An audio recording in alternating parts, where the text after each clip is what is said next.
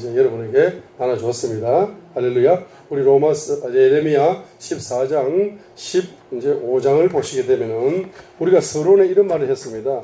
여러분의 과거 연계가 열리려면은 세 가지 죄를 집중적으로 회개하시라고 말씀드렸습니다. 그래서 창세기 3장 1절에 6절의 원죄를 여러분이 집중적으로 회개하시게 되면은 보혈의 강이 여러분의 원조상 아담이 지었던 죄, 원죄 속으로 흘러가서 그 원죄가 분해되어지면서 여러분에게 열리는 계시가 있으니 바로 주님의 존재 계시가 열린다. 주님을 만난다는 겁니다. 주님을 만나. 주님을 누구로 만납니까? 요한복음 6장 35절 생명의 빵으로 만나는 거예요. 주님을 요한복음 9장 5절 주님을 세상의 빛으로 만나는 거예요. 주님을 빛으로 만납니다. 자, 주님을 빛으로 만나버리죠. 그러면 성경책이 빛의 책으로 열립니다. 성경책이 빛의 책으로 열린다는 말은 무슨 말입니까? 10편 119편 130절에 있는 것처럼 빛의 속도로 열려버려요. 성경 66권이 빛의 속도로 열려버리니까 성경이 통달되어 버립니다. 그래서 요한복음 9장 5절 예수님이 I am the light, 나는 빛이다. 빛인 예수님을 존재를 만나버린다는 이야기죠. 그럼 성경책이 빛의 책으로 여러분에게 열려버리니까 성경이 다 통달되어 버린다는 이야기죠. 0.1초 만에 성경이 통달된다는 이야기입니다. 자, 그러니까 우리가 성경 공부를 100년을 하는 것보다 빛 대신 예수님을 한번 만나버리는 게 성경 공부가 최고의 하버드 대학입니다. 여러분 하버드대 신학과를 안 나와도 상관없어요. 그렇지 않습니까? 하버드대 신학조 안 나와도 상관없어. 바로 갈릴리 신학조나 천국 신학조 나오면 되는 겁니다. 할렐루야. 어떻게? 그 하버드 대학은 교수들한테, 세계적인 교수들한테 성경 공부를 4년, 8년 동안 배워 박사학위 받잖아. 그렇죠? 그런데 말입니다. 바로 여러분이 예수님을 빛으로 만나버리면 창세기부터 계시록까지가 빛의 책으로 열려버리게 되면 여러분 성령님이 여러분에게 가르쳐 줘버리게 되면 그 사람들 박사학위 하버드 대학 받는 것보다 천국 대학이나 갈릴리 신학교에서 받는 것이 100만 배 이상 빠르다 이 말이죠. 그렇죠? 그러니까 주님의 존재 계시가 열린다는 것은 여러분들에게 신앙의 속도가 가속도가 붙는 겁니다. 신앙 성장 속도가 굉장히 지름길이 열린다는 걸 보여주고 있는 거죠. 그렇기 때문에 원죄를 반드시 회개하셔야 됩니다. 그리고 이제 여러분의 가문들의 친척들이 예수를 믿는 사람들이 별로 없잖아. 그러면 전부 다 여러분이 바로 회개 중보기도가 부족해서 그렇습니다.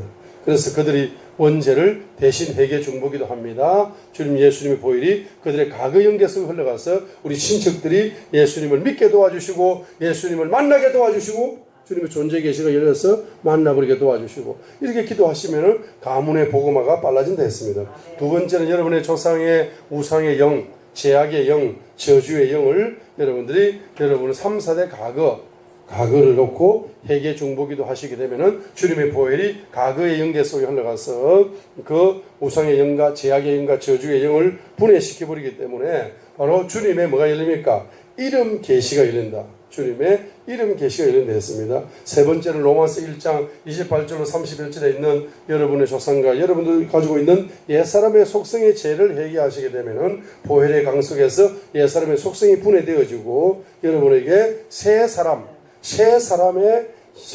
성품, 주님의 성품 계시가 여러분에게 전이 되어진다 했습니다. 우리 신앙생활을 하는 데 있어서 가장 중요한 것 중에 하나는 기초는 뭐냐면은 성품이 좋아야 돼. 성품이 아무리 주님을 만나고 주님의 이름 계시가 열리고 은사가 열리고 예언도 잘하고 병도 잘 고치고 교회도 크게 건축하고 세계 선교하고 큰 업적을 남긴다 할지라도 그 성품이 말입니다. 성품이 주님 보시기 아름다지 못하면은 그 대중들이 그 성도들이 괴로운 거예요. 자, 그러니까 지도자는 성품이 말입니다. 성품이 뭐해야 됩니까? 온유해야 됩니다. 성품이 온유하다는 말은 미스터 문처럼 굉장히 미스터 문이 온유해 보이잖아. 미스터 문 대통령이 온유해 보이죠. 그렇죠? 웃잖아. 어디 가든지 웃잖아요. 어디 가면 웃으니까 성품이 얼마나 온유해 보입니까? 그렇죠? 근데 이번에는 얼굴이 한번 굳었어. 러시아에 가가지고 푸틴하고 악수를 하면서 공식 서상에서 이야기를 하다가 푸틴이 그러는 게 우리 저 밖에 가서 커피 한잔 따로 합시다. 따로 이제 하니까 카메라도 없고 기자도 없잖아요. 그럼 푸틴이 커피를 딱 마시면서 무슨 말 했는지는 아무도 몰라. 두 사람밖에 몰라. 근데 추측하기를 어떻게 추측할 수 있습니까? 푸틴이 미스터 문 보고 그렇게 이야기했습니다. 미스터 문, 정신 좀 차리시오. 내가 박정희 대통령을 최고로 존경하는 사람이고, 내가 그분의 그걸 뭐 벤치마킹 해가지고 러시아를 지금 경제 부흥을 꿈꾸고 있고, 나의 영웅이 박정희 대통령이고, 그 딸이 박근혜가 내가 제일 존경하는 여왕이라고. 여왕을 말이지. 그렇게 한나라의 여왕 했던 사람을 그렇게 감옥에 오래 가둬두면 되겠습니까? 빨리 석방 좀 시켜주시고, 응? 뭐, 이렇게 하면 안 됩니다. 응? 정신 좀 차리시고, 커피 마시면 뜨겁습니까? 차은 걸 드릴까? 얼음 하나 동동 떼드릴까? 하니까, 이 말입니다. 미스터 문이 얼굴이 얼음 쪽에 오버린 거야. 얼음 이야기 하다가 얼굴 얼어버린 거야. 그래, 푸틴 악수하고 나오다가 얼굴이 얼어 있잖아. 그렇죠? 그때 한번 얼음 때문에 얼었어. 푸틴이 말입니다. 어떤 사람입니까? 러시아가 스탈린이 말입니다. 소련을 해가지고 냉전 시대를 이끌었지만 소련이 망했잖아. 완전히 거짓 국가 된 거 아닙니까? 이 국가를 말입니다. 거짓 국가 됐지만 소련이라는 땅이 호수가 대한민국보다 큰 호수도 있어요. 러시아가. 대한민국보다 큰 호수가 있다고. 러시아에 가면은 땅이 얼마나 넓은지, 지하 자원이 얼마나 풍부한지. 예수님을 안 믿기 때문에 머리가 안 돌아가가지고 지하 자원을 개발하지 못하고 씨를 뿌려도 열매가 없어. 그렇지. 얼마나 강한 나라의 대통령입니까? 그죠? KGB 출신입니다. 그 사람이. 상남자. 예? 그런 상남자가 말입니다. 탁자를 딱 치면서 보면 커피가 놀랄 정도로 탁자를 딱 치면서 내가 제일 존경하는 분이 미스터 박인데 그 딸을 감옥에 그렇게 억류시켜 놓고 지금 뭐 장난합니까? 지금 시대가 구석기 시대입니까? 조선 시대입니까? 지금 뭐 세종왕육 시대입니까? 기양 보낸 겁니까? 지금 6개월 만에 풀어줘야지 하면서 한마디 하니까 얼어가지고 그때 한번 얼굴이 얼었지. 이 사람은 뭐 항상 웃는 얼굴이잖아. 그 지도자가 온유해 보이죠? 그 얼굴을 웃는다고 온유한 게 아니에요. 웃는다고 온유한 게 아니라고. 온유가 뭡니까? 대통령의 온유함은 어디서 나옵니까? 백성들이 글을 몰라가지고 나 글 좀 쓰고 하면 평생의 소원이 없겠다. 서민들이 글 좀 쓰고 싶다. 소민들의 소원을 알아가지고 그렇죠? 한글을 창제해 주는 거야. 세종대왕이.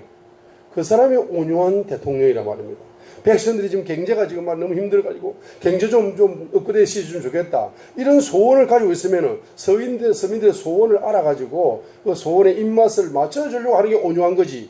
그런 거 맞춰주지도 않고 날마다 웃으면서 온유하게 은사나 잘하고 말이에요. 온유하게 그렇게 하는 온유한 겁니까? 그게 온유한 게 아니죠. 자, 그래서 지도자는 성품이 말입니다. 성품이 좋아야 된다. 자, 그래서 주님의 성품 계시가 뭡니까? 임파테이션 되고 열린다 이 말입니다. 옛 사람의 속성이 뿌리 뽑히면은 새로운 사람의 속성이 임파테이션 되면서 새로운 성품, 주님의 성품이 계시가 열린다고 했습니다. 자, 그래서 이제 우리가 원죄를 지을 때 7차원의 빈곤의 영이 왔습니다. 또 조상들이 우상의 죄를 지을 때 7차원의 빈곤의 영이 왔고 옛 사람의 속성을 지을 때 또 이제 뭡니까? 바로 7차원의 빈곤이 왔습니다. 그 7차원의 빈곤 중에서 한 종류가 물질의 빈곤입니다. 그래서 오늘 예레미야 14장 1절이 바로 하늘 문이 닫혀서 경제 기근이 오는 물질의 빈곤 시대가 열리고 있다는 것을 예레미야 14장에서 보여주고 있습니다. 내년 3월달째 주면은 대한민국도 완전히 가난의 쓰나미가 덮칩니다. 지금도 가난의 쓰나미가 조금 오고 있지만은 내년 3월달쯤 되면은 쓰나미가 완전히 덮치게 됩니다. 일본이 1991년부터 2011년까지 20년간 잃어버린 20년을 경험했습니다. 일본이. 그래가지고 그때 1991년도부터 이제 가난이 오게 되니까 그때 태어난 가게가 바로 천냥마트입니다. 천냥 이름이 뭐더라?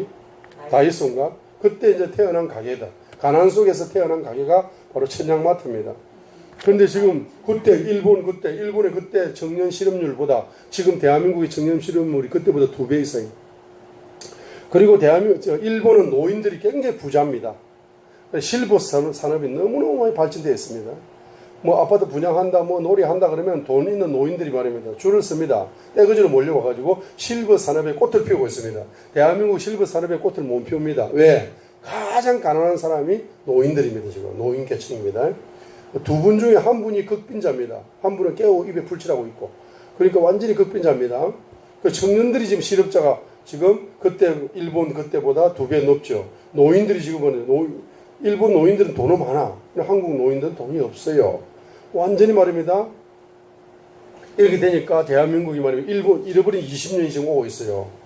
내년 3월 달쯤에는 피부로 실감, 지금도 실감하지만 하루에 3,500군데 가게가 문을 닫고 있습니다. 지금 한 달에. 자, 그러니까 이제 경제 기근이 오고 있습니다. 가난의 쓰나미가 지금 대한민국에도 몰려오고 있습니다. 이걸 해결할 수 있는 길은 없는가? 해결할 수 있는 길이 있습니다. 여러분 예레미야 14장 1절에 하늘문이 닫혀서 경제 기근이 오고 있는 겁니다. 자, 이렇게 경제 기근이 오게 될 때에 바로 예레미야 14장 자, 말씀을 이제 빨리 전하겠습니다. 자, 그래서 오늘 말씀의 이제 핵심은 여러분들이 이제 이 경제 기근의 돌파구를 어떻게 여러분이 돌파할 수 있습니까?